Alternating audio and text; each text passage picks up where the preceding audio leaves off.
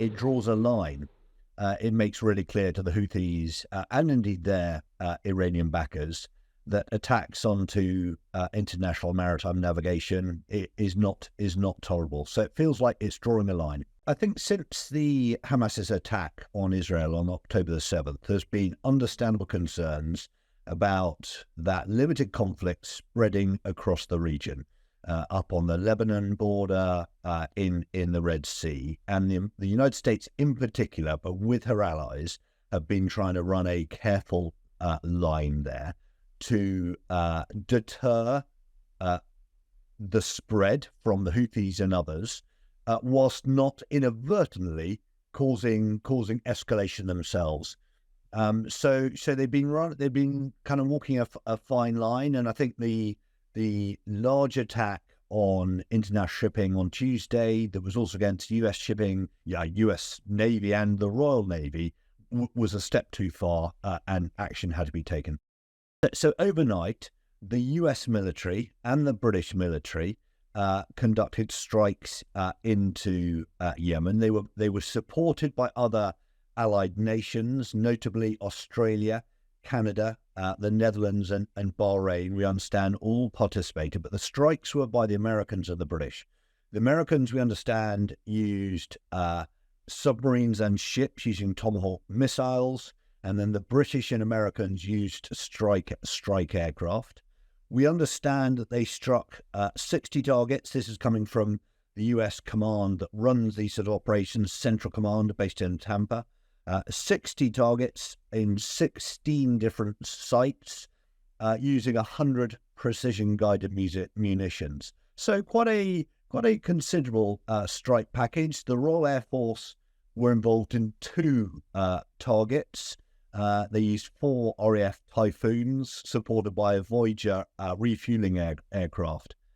I think critically what they've done is they've struck against the Houthis' ability to attack shipping.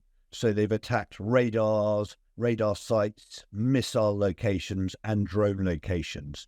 So this is about degrading the Houthis' ability to strike into the Red Sea rather than anything broader. It is not about trying to destroy the Houthis. It is not about taking the war to the Houthis. It is about a very limited degradation of the Houthis' ability to strike into the Red Sea. But more importantly, it's drawing a line. It's to deter further Houthi aggression so that international maritime trade can continue back up the Red Sea. And we should all be clear about the implications. You know, the shipping is currently having to go around the bottom of Africa. That it adds, I understand, about 10 days to shipping transit into Europe. That has a direct impact into our pockets at home. It impacts the global economy. I don't expect any formal action from Iran. Iran would like to use their proxies at arm's length. It'll be interesting to see how the Houthis respond. Houthis full of chat at the moment. Will they feel able to strike again against shipping? Time will tell. I'm sure that the US and US and UK intelligence teams are looking at that very closely.